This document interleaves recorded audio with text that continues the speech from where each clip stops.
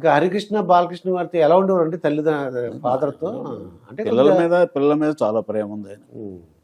అంటే నాన్నగారు అలాగా అలాగా అయితే గౌరవ అంటే పెరిగిన పద్ధతిలో మనం ఏదో నాన్న నాకు అది కావాలి ఇది కావాలి మనం అంటున్నాం, వాళ్ళు అట్లా అడగలేరు. నాన్నగారు అంటారు, ఆయన కూడా కొడుకుని కూడా గారు అనే పిలుస్తాడు. హరికృష్ణ గారు హరికృష్ణ గారు, జయకృష్ణ గారు, బాలకృష్ణ చాలా ప్రేమ ఆయన. అప్పుడు అసలు ఆడపిల్ల ఎవరో మాకు తెలియదండి. ఎవరో ఒక్క బాలకృష్ణ తెలిసేది, హరికృష్ణ గారు తెలిసేది. మిగతా ఎంతమంది పిల్లలు ఎవరికి తెలియదండి అప్పుడు.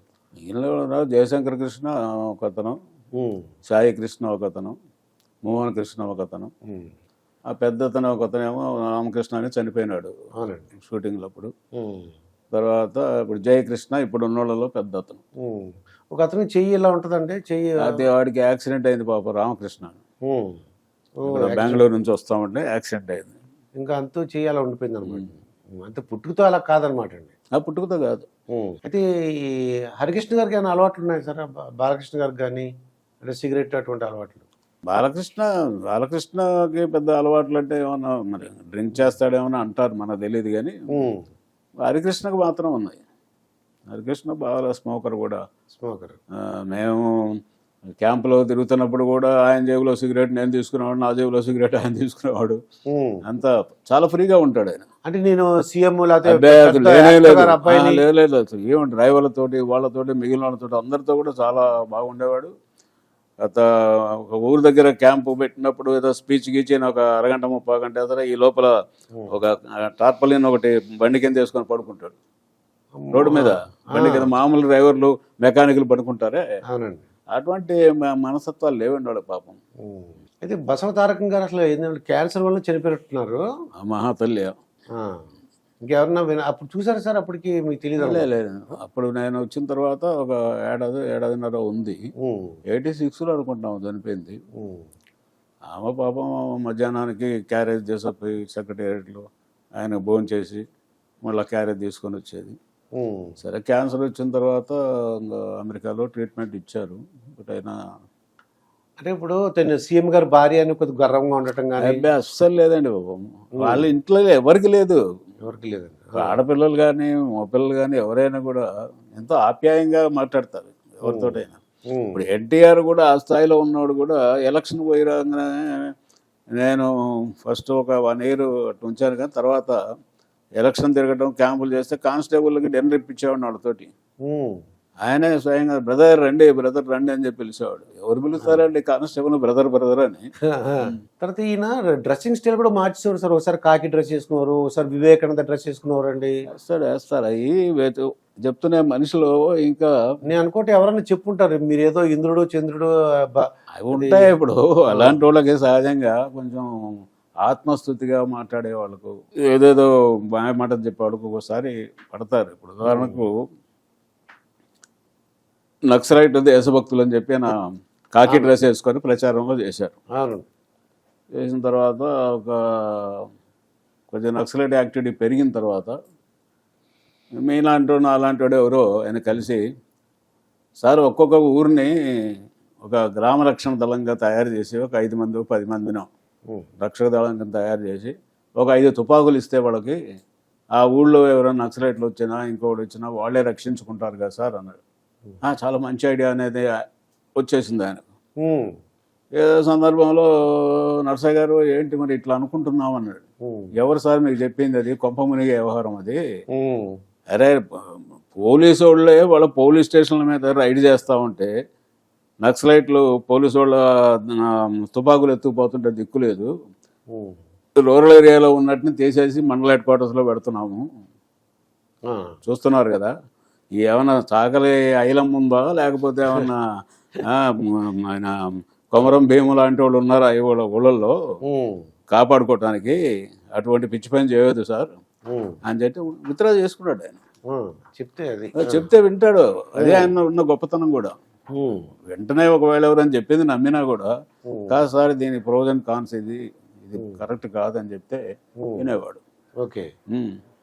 అయితే ఇంకా ఈ లక్ష్మీభారతి ఎంట్రన్స్ సార్ చూద్దాం సార్. ఇది ఇంకా ఆమె గురించి నేను మాట్లాడొద్దులేండి.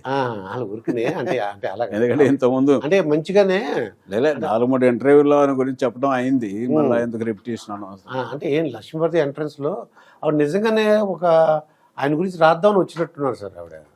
రాత్సాలనే వస్తేనే ముందు ఆయన డిస్కరేజ్ చేశాడు.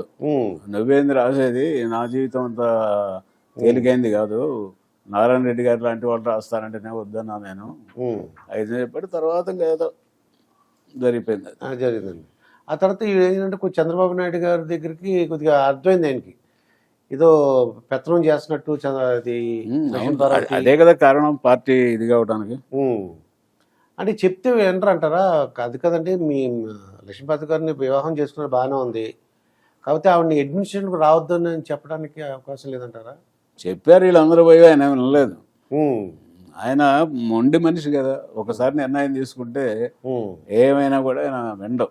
ఉమ్, నిర్ణయం తీసుకున్న తర్వాత మనం పద్ధతిగా చెప్పి ఇది కండి దీనివల్ల ఇది ఇది ఇది అని చెప్తే కొన్ని మార్చుకుంటాడు. కానీ నా భార్య ఉమ్. నా తరఫున రాజకీయాల్లో పాల్గొంటే తప్పేముందనే ధోరణిలో మాట్లాడతాడు ఆయన. అది మాట్లాడాడు అట్లా. అంటే చెప్పిన అర్థమైన అది పరిస్థితి అలా లేదనమాట అండి. అంటే ఆమె మీద ఏదో వ్యసనంగా చెప్తున్నారు వీళ్ళు అనే ఫీలింగ్ కావాలని చెప్తారని. ఆ మట్ట కూడా చెప్పుద్ది ఆయనకు, మీరు కావాలని చేస్తున్నారు, నేనేమి జోక్యం చేసుకోవట్లేదు ఇదని. అవునండి. కానీ అక్కడ నిజంగా అప్పుడు అంటే పిల్లలు పట్టించుకోలేదంట సార్ నిజంగానే ఆ టైంలో ఆయనకు ఎవరు అంటే సీఎంగా ఓడిపోయారు ఆయన, ఒక్కరే ఉన్నారు, ఈయన ఒక్కరే ఉన్నారు కాబట్టి ఈవిడ వెళ్ళింది అంటుంటారు. అంటే పిల్లలు పట్టించుకోవడానికి అంటే పట్టించుకోవడం అంటే ఇప్పుడు ఆయన కూడా ఎవరి దగ్గర అడ్జస్ట్ అయ్యే మనస్తత్వం కాదు. అదండి అది ఒకటి. మరి వాళ్ళ పిల్లలు కూడా వాళ్ళ ఫ్యామిలీలు వాళ్ళ వ్యవహారాలు ఉన్నాయి.